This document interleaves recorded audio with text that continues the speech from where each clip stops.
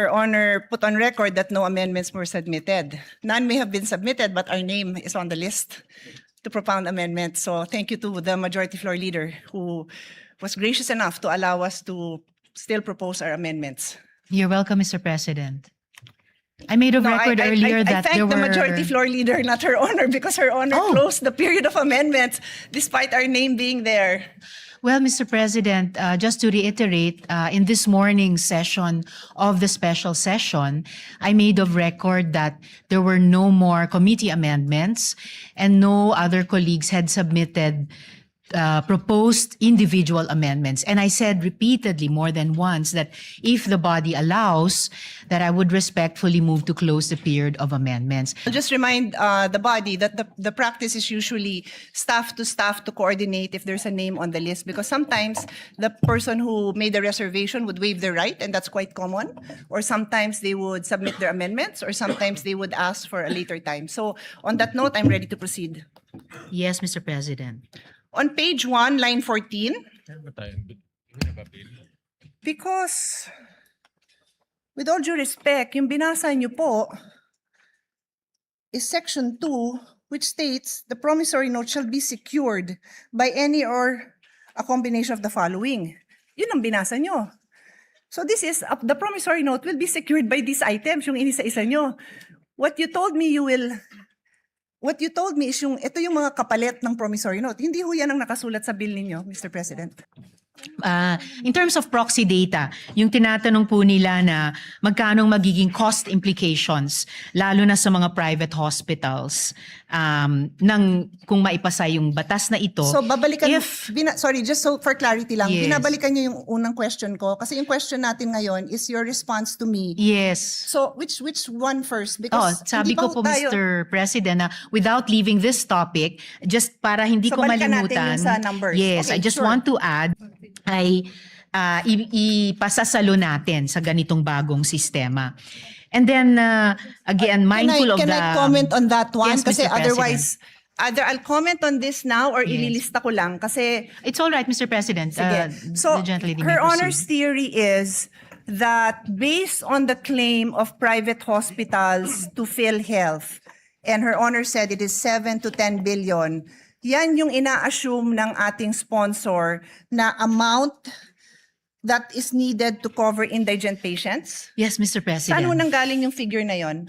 From PhilHealth, Mr. President, with this What is the exact line item for that? Because I've sponsored the budget of PhilHealth and maraming hinihingi ang PhilHealth. So hindi ko kayang tanggapin na yan necessarily ang pang-indigent because the record also shows napakaraming indigent patients who don't bother going to the hospital because alam nilang wala silang pangbayad. So this is probably the bill for lower middle class or middle class patients who cannot even cover the bill. Hindi pa yata ito yung sa indigent. So we have to be clear if we are going to mention numbers that this definitely covers the sector that we are referring to. Yun lang naman yung reason kung bakit nagtatanong ako ng numbers kasi nakakatakot magpasa ng batas na to at batas ko to at gusto ko naman talaga siyang pagandahin na hindi tayo clear sa figures natin, Mr. President. Yes, Mr. President, I'm just pulling up the disaggregated data for which we came up with this proxy data of a range of 7 to 10 billion pesos. So the latest concern of the gentle lady was... So Her Honor made a statement that there are other ways the bill intends to support the indigent patient. And Her Honor mentioned letter A, B, C, D, E. Sabi nyo, 5 po yun. Ang sinasabi ko po sa inyo, kindly educate me because yung sinabi nyo, wala yan sa bill. Ang naka-enumerate dyan na 5 items are, it says the promissory note will be secured by any of the following. So may promissory note pa rin. So Her Honor is simply addressing dalawang sitwasyon natin. Sino ang kailangan magbigay ng promissory note at based dun sa dito sa amendment nyo, the indigents will no longer be required to execute a promissory note. Tapos dinagdag nyo, pero ito yung mga pwede nilang gawin. Wala nga ho yun. Yung sinabi nyo, wala sa bill nyo. Ang nasa bill, yung mga 5 items that are used to secure a promissory note. So that covers the people who need to pay a promissory note. So Her Honor has to clarify this because it's not, what she's saying is not in the bill. Actually, Mr. President, it is in the bill. In fact, in answering this question, nag-take off po ako dun sa page 3, line 17, section 2, na kinwote ng gentle lady from Tagigan Pateros. And kaya tinalakay ko po yun na in lieu of the current promissory note system, it's still called the promissory note here, pero hindi na po yung solong mga collateral o ano pa mang meager resources na meron yung indigent patient or family ang magsisecure niyan. Should we suspend? Because what Her Honor is saying is not written in the bill. So I don't know if We Her may Honor suspend, would Mr. President, like but- me to approach and try to explain, because I understand what Her Honor is trying to say. What I'm saying is it's not written in the bill. Mr. You President, can we ask may your suspend. staff because it's not written in the bill. We may suspend, Mr. President, but it is actually written in the bill, and I was Kindly read quoting it. the gentle lady Kindly read it when I into the responded to her record. question. Then read it into the record, because yung binanggit niyong 5 items, nandyan nakasulat yan.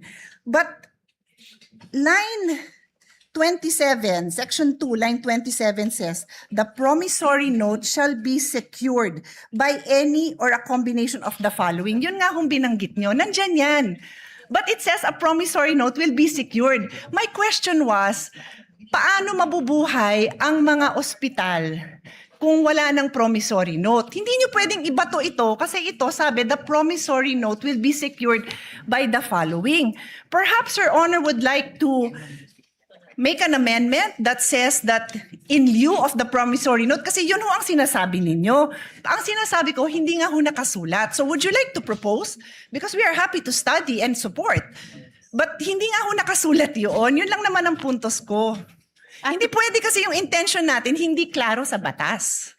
Well, that's why I'm glad, Mr. President, that we are in the period of amendments, because this representation is very open to proposed amendments, including subject to style, to not just improve the content of the bill, pero klaruhin ang crystal clear kung ano po yung intent niya. So no problem with that, Mr. President. Yes, and that is what I'm doing by using the period of amendment to make the interpellations. I am making it known to the sponsor that what she is saying is not in the bill. So I believe if yun po ang intention ng sponsor, then kayo po ang isulat nyo po yun kasi kayo ang nagsabing yun yung gusto nyong gawin eh. Di kayo po ang magsulat nun, and we will be happy to review it kasi hindi ko po amendment yun. Ako yung nagtatanong kung ano ang gagawin ng ospital kung wala siyang promissory note. So sabi nyo ito. So tinatanong ko saan nakasulat yun. No And then- problem, Mr. President. We can improve this in this very period of amendments. Thank you. And one more on that section, so maybe we can take a break so we can work on this section. Before we go on to the one more point of the gentle lady, Mr. President, definitely this is not going to turn out to be a disaster. The whole point of the bill, as the gentle lady herself has said, is to amend and update the original law.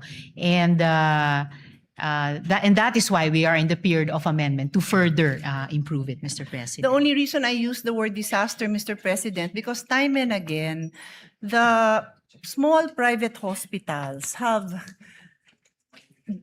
practically kneeled down in front of us, begging us for support.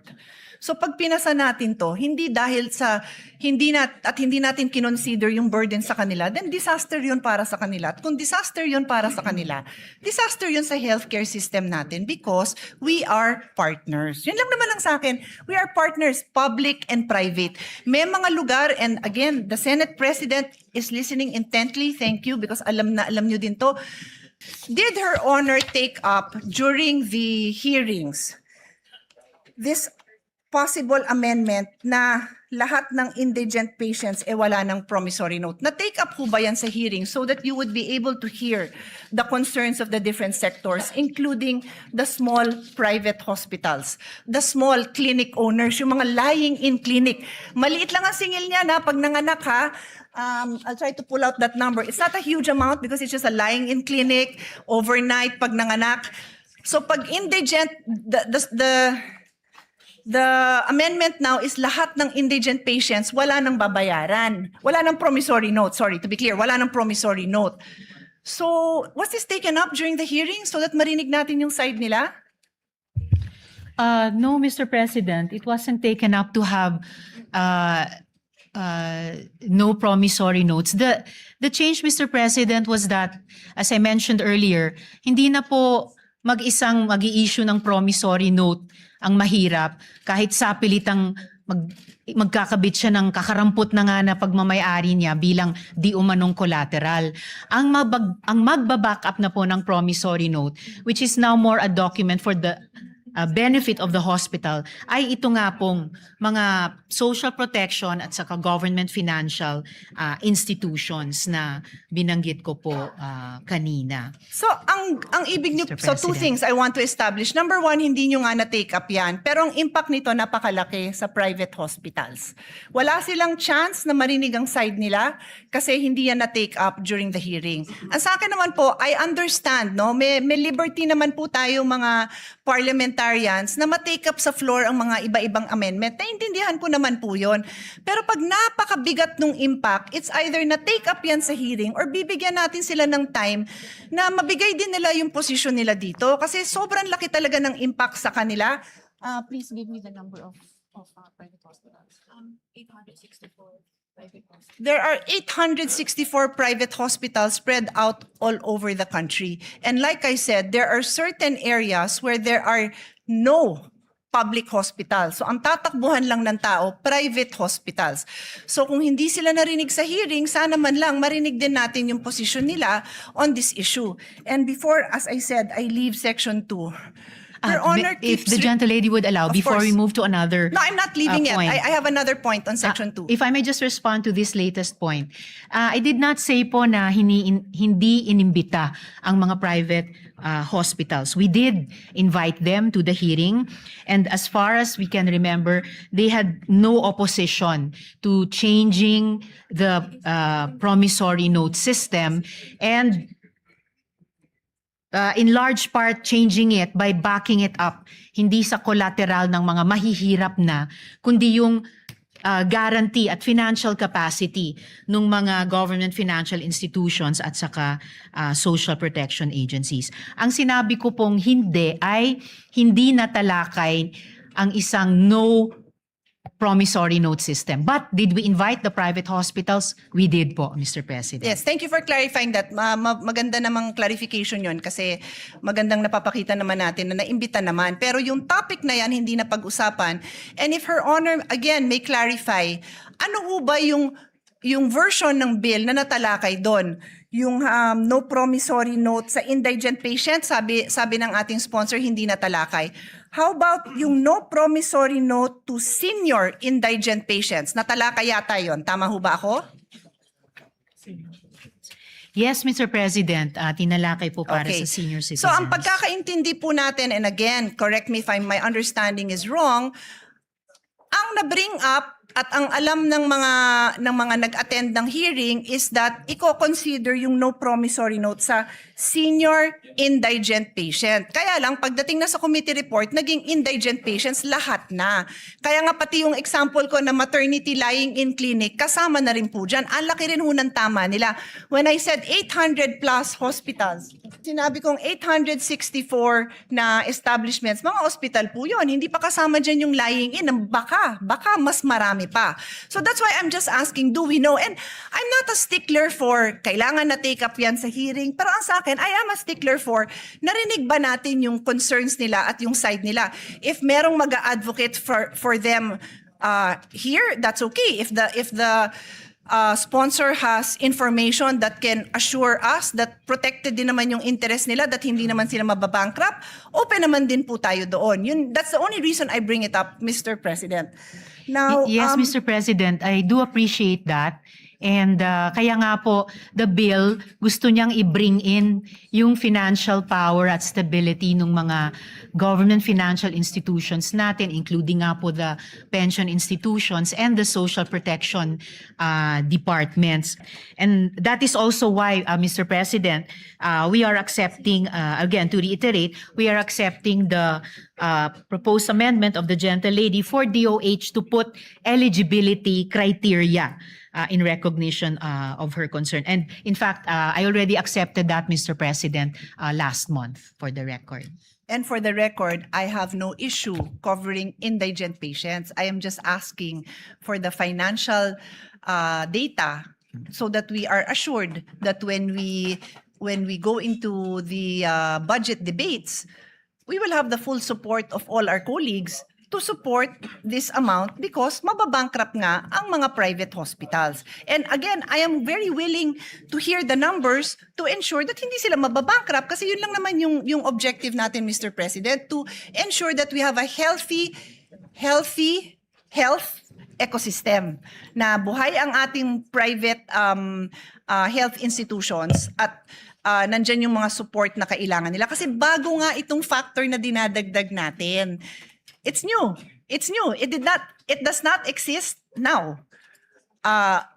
Indigent patients are required to provide a promissory note, which means they have the legal obligation, to be clear sa mga nakikinig, they have the legal obligation to cover that amount.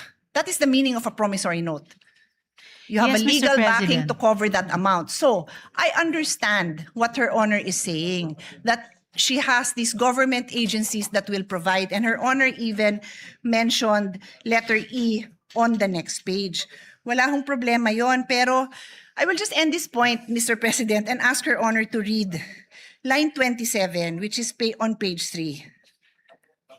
Line 27 lang po, hanggang 30, kasi marami namang nakabura doon eh.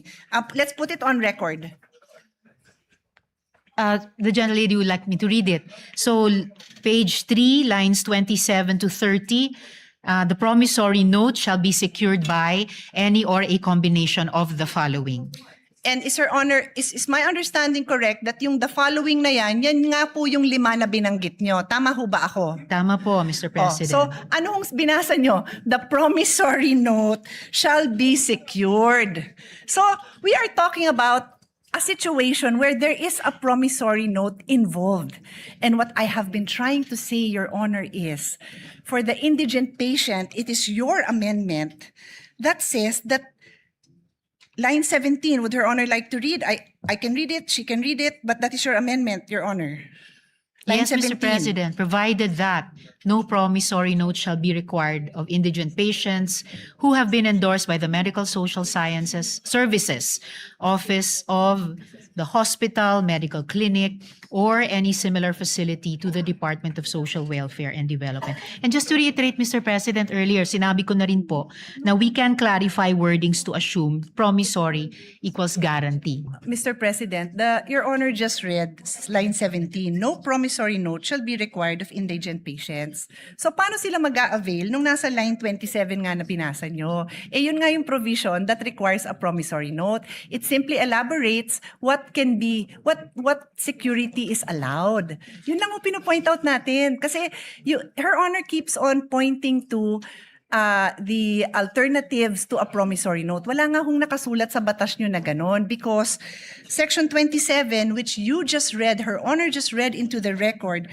refers to the security of a promissory note. That's So why, you Mr. might require President, another provision, Your Honor. I am just trying to put into words your intentions kasi kayo ho ang may intention na ito eh.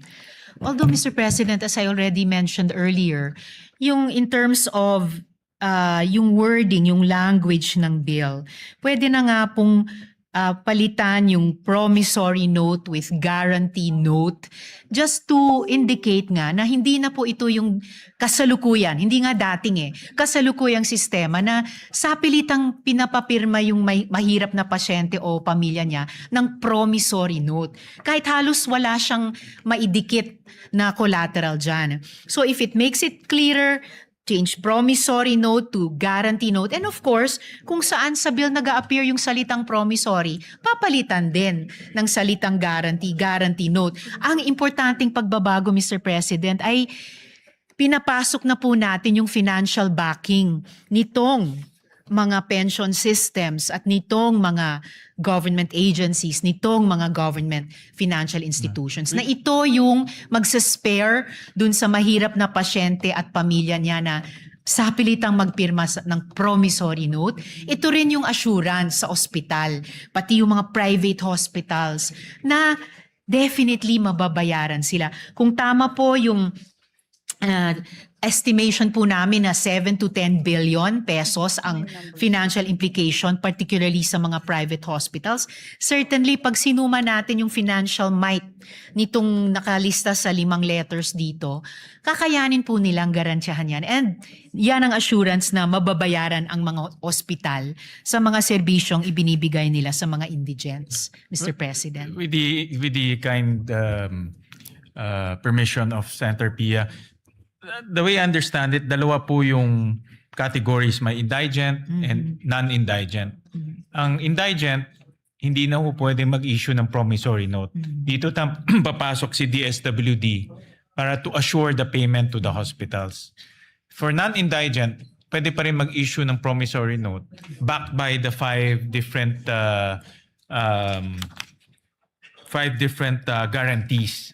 So, in Maaari other po, words, Mr. That President. is I think correct. that's the way That it's is correct. structured. But So, that is correct. Yeah. So I think ang suggestion ko ho is to make it very clear that for indigent, it's the government that will assure the payment to the hospital so that yung Yes. operations nila, I see the point of Senator Pia, Magpapatuloy. hindi ma-hamper yung operations nila. I think that should be stated clear in the bill. Para kung ako man si hospital, walang promissory note, si government na will step in and pay for my arrears. Yes, Mr. President. And will do to make it clearer. Pero salamat din sa pagbanggit kahit yung mga non-indigent, halimbawa yung mga middle class. Minsan kahit middle class po ay maaring kapusin. So this could be like a range of financial buffer para sa mga pasyente. Yung mga indigent talaga, at least masasandigan nila itong mga institusyon, and yung non-indigent, if necessary at kung magkakwalipika sa mga criteria, maaring mag-avail of din kahit partially. Pero syempre, alam naman po natin ang pinakamadalas na de-detain dahil may bill or may balanse pa sa bill ay yung mga mahihirap. So sila po yung aasahan sana natin dito sa 5 nakalista. Yeah, well, I suggest for the indigent, good sponsor, malista natin yung DSWD, DOH, PhilHealth, even PCSO, yung mga government institutions who provide assistance so that kung ako yung hospital, alam ko, assured din ako na mababayaran din ako. Yun ang, I think Senator Pia is correct in saying, pag maliit ka, wala ka ng, you rely on your cash flow eh. Pag mawawala yung cash flow na yun, mahirapan sila to continue with their operation. And we'll provide some suggestions to that effect.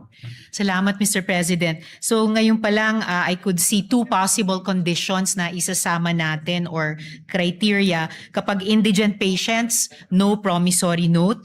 And for other patients, maaring may promissory note pero backed up pa rin by the 5 securities bilang guarantee sa hospital. And I thank the good Senate President for those for that additional guidance.